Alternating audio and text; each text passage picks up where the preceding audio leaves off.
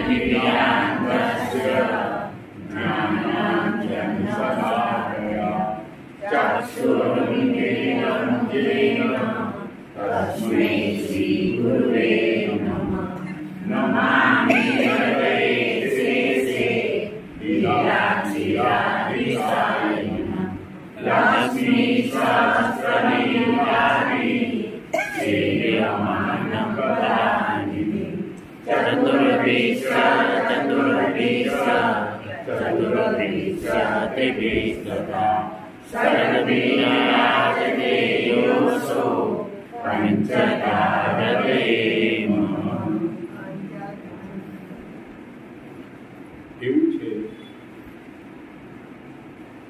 કે જીવના કલ્યાણ માટે, ખાસ કરી મનુષ્યના કલ્યાણ માટે ભગવાને 4 પુરુષાર્થો બતાવ્યા: ધર્મ, અર્થ, કામ અને મોક્ષ. હવે આ પુરુષાર્થો પહેલા તો એ સમજાવું કે પુરુષાર્થ એટલે શું? સુખ ને આનંદની પ્રાપ્તિ કરાવવાનું સાધન. સાવ સરળ ભાષામાં સમજો કે સુખ અને આનંદની પ્રાપ્તિ કરાવે એ પુરુષાર્થ. તો એ ધર્મ, અર્થ, કામ અને મોક્ષ છે. હવે એક દ્રષ્ટિકોણ એવો પણ છે કે ધર્મ, અર્થ, કામ અને મોક્ષ આ 4 પુરુષાર્થો લૌકિક છે, જેને ભૌતિક કહીએ, આધ્યાત્મિક છે અને આધિદૈવિક છે. હવે શ્રી મહાપ્રભુજી આપણને જે ધર્મ, અર્થ, કામ અને મોક્ષ સમજાવે છે એ આધિદૈવિકી 4 પુરુષાર્થ. એકમાં છે 4 પુરુષાર્થ. મહાપ્રભુજી સમજાવતા નથી, કારણ કે લૌકિકમાં શું છે? જો મેં આપને કહ્યું પુરુષાર્થ એટલે સુખની પ્રાપ્તિ કરી. હવે લૌકિકમાં આપણે જો સુખ કહીએ તો સુખની પાછળ શું છે? દુઃખ. કોઈ પણ સુખ તમે મેળવો એની પાછળ દુઃખ રહેલું છે. સુખ અને દુઃખ, સુખ અને દુઃખ. પણ જ્યારે અલૌકિક પુરુષાર્થની વાત આવે તો અલૌકિક પુરુષાર્થ સુખ મેળવવાના સાધનો નથી, આનંદ મેળવવાના સાધનો છે. અને જ્યારે આનંદ મેળવવાના એ સાધન હોય તો પછી આનંદની પાછળ શું છે? પરમાનંદ. જે મેળવો એનાથી વિશેષ સુખની પ્રાપ્તિ થાય. અને ત્યાં શું છે? સુખ, એની પાછળ દુઃખ છે. અહીંયા આનંદની પાછળ પરમાનંદ. તો મહાપ્રભુજી આપણને સમજાવે છે કે આ જે 4 પુરુષાર્થો છે તે આધિદૈવિકી પુષ્ટિ ભક્તિ માર્ગીય જે વૈષ્ણવો છે ને એના માટે હું સમજાવી રહ્યો છું. અને એ 4 પુરુષાર્થો ધર્મ, અર્થ, કામ અને મોક્ષ. તેમાં પહેલો પુરુષાર્થ ધર્મ. તો આપણે જ્યારે બ્રહ્મ સંબંધ લીધો ત્યારે ઠાકોરજી સાથે શ્રી મહાપ્રભુજીએ આપણો કયો સંબંધ સ્થાપિત કર્યો? દાસો. ભૂલી ગયા? યાદ છે ને ગદ્ય મંત્ર? બોલો છો? બોલવું જોઈએ. બોલો અપ્રસ કરી. એ આપણા ઠાકોરજી સાથેનો જે સંબંધ છે એની સતત યાદ અપાવે છે આપણને ગદ્ય મંત્ર. રોજ બોલવું જોઈએ. નિવેદનંતુ સ્મર્તવ્યમ સર્વથા તાવકે જનિ. તો ઠાકોરજી સાથે આપણો જે સંબંધ સ્થાપિત થયો છે એ દાસોહમનો છે. દાસ. લૌકિક ભાષામાં દાસ એટલે નોકર. નોકર શું કરે? પોતાના માલિકની સેવા કરી. એમ આપણો આ ધર્મ છે કે ભગવાન સાથે આપણો જે સંબંધ સ્થાપિત થયો છે એ દાસનો, સેવકનો, નોકરનો. તો એ આપણા સ્વામી એવા ઠાકોરજીની સેવા કરવી એ આપણો મૂળ ધર્મ છે. શ્રી મહાપ્રભુજી એમ કહે છે કે ભગવત સેવા કરવી એ તમારું કર્તવ્ય નથી, તમારી અનિવાર્યતા. કર્તવ્ય અને અનિવાર્યતા ના ભેદ છે તો તમે સમજો છો? શ્વાસ લેવો કર્તવ્ય કહેવાય કે અનિવાર્યતા? શું કહેવાય? હવે આપણે કહીએ કે શ્વાસ લેવો મારું કર્તવ્ય છે તો વિચિત્ર લાગે. ઘરના કામ કરવા એ મારું કર્તવ્ય છે એમ કહી શકાય. શ્વાસ લેવો આપણું કર્તવ્ય બોલીએ તો વિચિત્ર લાગે, કારણ કે અનિવાર્યતા ચાલે છે. એમ શ્રી મહાપ્રભુજી આપણને સમજાવે છે કે હે વૈષ્ણવો, જો તમે બ્રહ્મ સંબંધની દીક્ષા પ્રાપ્ત કરી છે, પ્રભુને બધું આત્મનિવેદન કરી દીધું છે, તો પછી ભગવત સેવા તમારા માટે અનિવાર્ય છે. વિચાર કરો કે તમે આત્મનિવેદન કર્યું, પ્રભુને વચન આપ્યું, ત્યારે તમે તમારું બધું સમર્પિત કર્યું છે પ્રભુને, સાક્ષાત પૂર્ણ પુરુષોત્તમને. તમે દાસ છો. કે પૂર્ણ પુરુષોત્તમ તમારા સ્વામીની સેવા કરવી કે હવે તમારા માટે તમારો ધર્મ બની ગયો છે. અને જો તમે નથી કરતા, તમે ભગવાન સાથે છેતરપિંડીની રમત રમી. વિચાર કરી લેજો ગંભીરતાથી. ભગવાન સાથે છેતરપિંડી. તમે બોલ્યા છો હું દાસ છું હે પ્રભુ, અને સેવા નથી કરતા. શ્રી વલ્લભ શું થશે? ચિંતા કરે એ વૈષ્ણવનું શું થશે? હવે બીજી વાત એ પણ સમજવાની છે કે સેવા એ કરે છે. સેવા બિરાજે છે, ઉત્તાવેલા સ્વરૂપની સેવા બિરાજે છે. પણ એ સેવામાં પાછી મહાપ્રભુજીએ બતાવેલી રીત નથી તો શું કામ? તમે 84,252 વૈષ્ણવોની વાર્તા વાંચતા હશો. અનેક વૈષ્ણવોએ શ્રી મહાપ્રભુજી અને શ્રી ગુસાઈજી પાસે ઠાકોરજી પૂછાવ્યા છે, સેવાની આજ્ઞા લીધી છે, સેવાની રીતે પૂછી છે. પણ એક દાખલો મને બતાવો કે કોઈ વૈષ્ણવે ઠાકોરજી પૂછાવીને અને પછી શ્રી વલ્લભને એવી વિનંતી કરી કે કૃપાનાથ આને મારે ભોગ શું થયું? કોઈ પૂછ્યું? જે તમે લેતા હો એ પહેલા તમારે તમારા પ્રભુને સમર્પિત કરવાનું છે. અસમર્પિત વસ્તુ નામ તસ્મા વર્જનમ આચરે. અસમર્પિતનો ત્યાગ કરી દેજો. આપને કહ્યું ને કે ઠાકોરજીએ સીધા આપણો સ્વીકાર નથી કર્યો. તમે એમ માનતા હો કે બ્રહ્મ સંબંધ લઈ લીધું, ચાલો હવે હવે એકદમ સેફટી થઈ ગઈ, ગમે એ કરશું છતાં લીલાની અંદર ડૂબી જશે. નાના એ ભ્રમણામાં રહેતા નહીં. સેવા તમે જો ઘરમાં પધરાવી છે અને સેવા કરી રહ્યા છો, પણ શું મહાપ્રભુજીની રીત અનુસાર કરો છો? હું તો મિશ્રી ભોગની આજ્ઞા લઈ આવ્યો, હું તો નાગરીની આજ્ઞા લઈ આવ્યો, બરાબર છે, ચાલો ઠીક છે. અત્યારે એવી સ્થિતિ છે કે જો એને એવી આજ્ઞા નહીં આપે સાવ વયો જશે. કમસે કમ રહેશે તો સુધરશે તો ખરો. એટલે આજ્ઞા આપવી પડે છે, અમારે આપવી પડે છે. હા ભાઈ, કાંઈ વાંધો નહીં, મિશ્રી ભોગ કરે. કારણ કે અમે એવા અનુભવ કર્યા. એવા નાની ઉંમરના કપલ વૈષ્ણવો પતિ પત્ની યુવાન છે, સાહેબ ઠાકોરજીને લાડ મેળાવે, બધું ઠોક ધરીને લે છે, ઓફિસમાં જાય છે.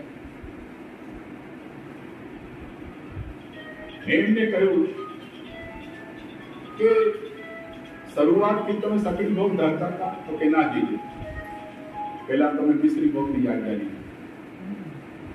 એટલે મેં એને કહ્યું તો તમે ઠાકોરજીની સેવા પધરાવો છો કે તો ના પધરાવો? તો મને વિચાર આવ્યો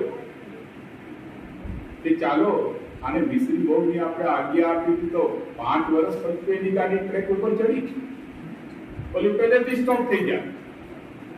5 વર્ષ પછી તો બધું બહુ ધક્કો તો થયો. મેં હમણાં જ વૈષ્ણવને પૂછેલું કે તમે સેવા કરીને અને પછી બહાર નીકળી જાઓ છો અનુસર પછી કે સેન કરાવી, પછી સાચું કે તમે કેટલી વાર ઠાકોરજીને યાદ કરો છો? પૂછો કોઈને, આપણે કોઈ પર આંગળી નહીં ચીંધી શકીએ.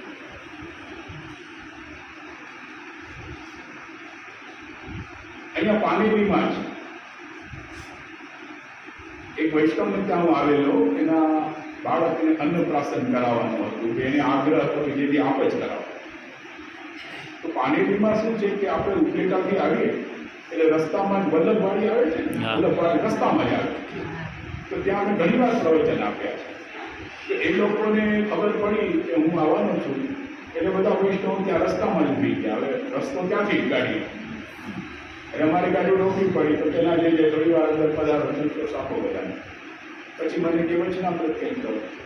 મેં વચનામૃત કર્યું. પછી એમણે મને કહ્યું, એક બહેને મને કે જે જો અમે આ 25-30 વૈષ્ણવ રોજ ભેગા થઈને સત્સંગ કરી વર્ષો, એ તો આનંદની વાત છે. પછી એમણે મને કહ્યું કે જો જે આમાં જેટલા છે ને એ બધા સફેદ વાળવાળા છે, કાળા વાળવાળા કોઈ છે. એ કહ્યું બરાબર વાત છે તમારી, દુઃખની વાત છે, શરમજનક વાત છે, ના નથી વાત. પણ આપણે કોના ઉપર આંગળી ચીંધશું?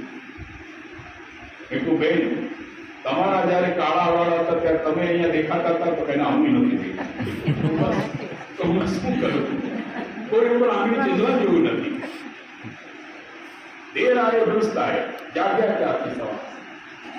પણ હું આ વૈષ્ણવોને ભાર લઈને કહું છું, જો તમે બ્રહ્મ સંબંધ લીધું છે તો તમારે ભગવત સેવા કરવી જ પડશે, નહીં તો બહુ મોટી મુશ્કેલીમાં મુકાઈ જશો. આજે રીતિ સિદ્ધિ બંગલાઓ, તમારી ડિગ્રીઓ, તમારા સોના ચાંદી ઘરેણા વાડીઓ, સગાવાલાઓ, જ્યારે તમારો કાળ આવ્યો ત્યારે કોઈ ભેગા થવાના નથી, તમારી સાથે જવાના, એકલા જવાના. ભગવાન પણ કહે છે અર્જુનને કે તારા જીવનમાં તું કોઈ પણ વસ્તુની રક્ષા કર કે ન કર, પણ તારા ધર્મની રક્ષા જરૂર કર. કારણ કે મૃત્યુ થાય છે ત્યારે આપણો ધર્મ આપણી સાથે જાય. પણ જો ધર્મનું જીવન આપણે જીવ્યા નથી તો અધર્મ સાથે જશે, અને અધર્મ આપણને જીવની માલી જશે. એ છે દૈવી જીવ, પણ કર્મ એવા કર્યા અધર્મના, ધર્મમાં ચાલ્યો નહીં, માટે જો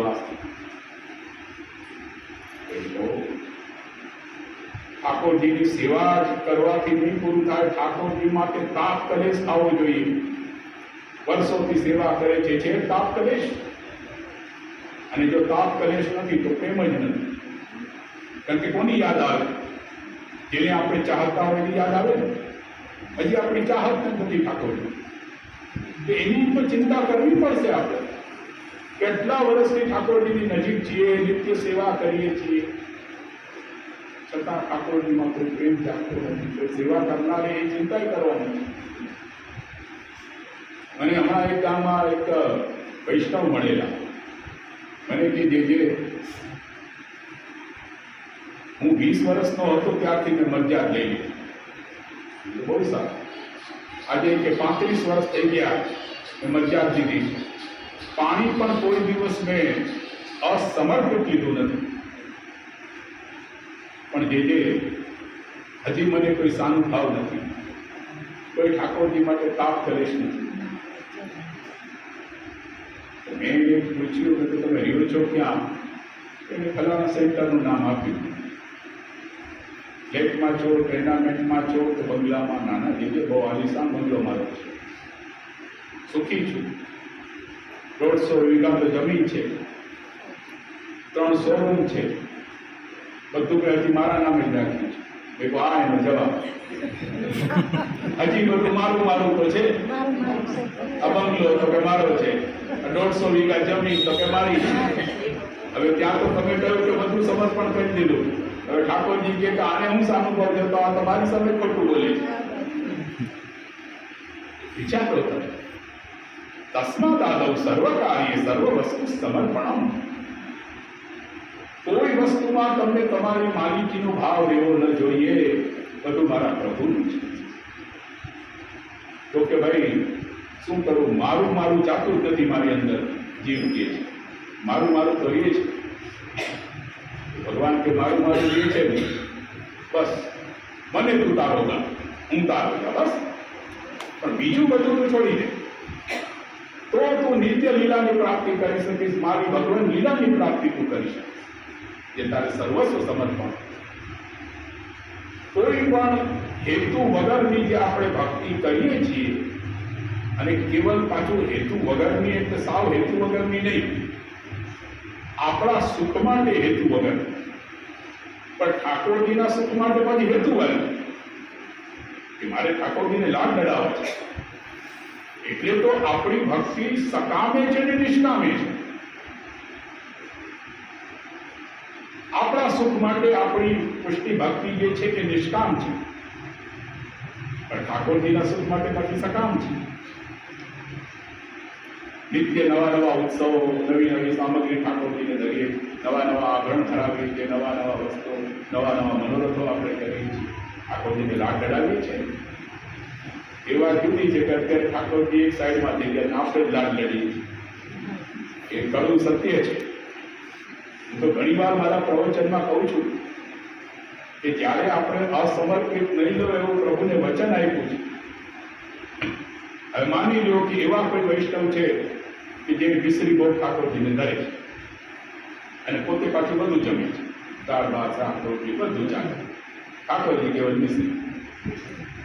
હવે એવા વૈષ્ણવને ત્યાં શ્રી મહાપ્રભુજી પધાર્યા. ઠાકોરજીને ખબર અંતર પૂછે, મારા વાલા આપ કેમ બિરાજો? આ સેવક આપને ખૂબ લાડ લડાવે છે. ઠાકોરજી કે આ 5 વર્ષમાં હું હજી નિર્ણય નથી કરી શક્યો સેવક આ છે કે હું. આ બધા ભાગ વર્ગના ભોજન, આ બધા લાડી લડે મારા માટે તો એ વલ્લભચા પથરા જેવી મિશ્રી છે, એ અરોરું છે. આપે બાંધી દીધો છે મને, એટલે હું છૂટી શકું એમ નથી. હવે તો આનું અવસાન થાય તો હું આ જેલમાંથી છૂટું. આ સ્થિતિ આપણે ઠાકોરજીની કરી છે. અરે ભાઈ, મર્યાદાઓ બધી આપણા માટે છે, ઠાકોરજી માટે કોઈ મર્યાદા જ નથી. ઠાકોરજી તો મોહન ભાંગીને ત્યાં કઢી વગર બધા હતા, તો આપણે કહેશું કે ભાઈ ઉપવાસ કરો, નહીં લો.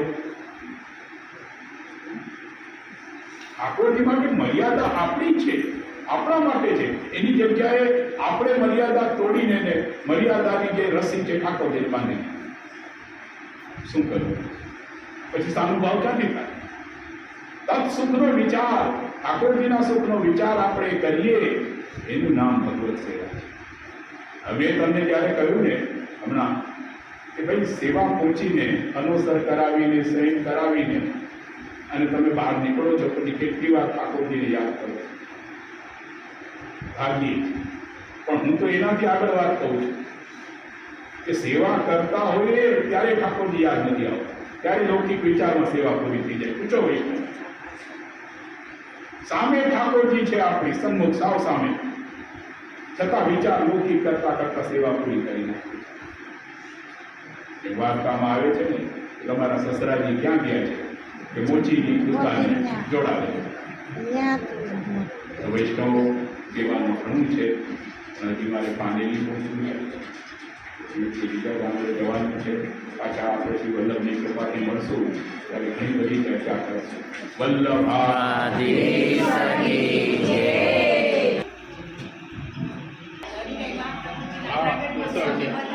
જરૂર આપણે બધા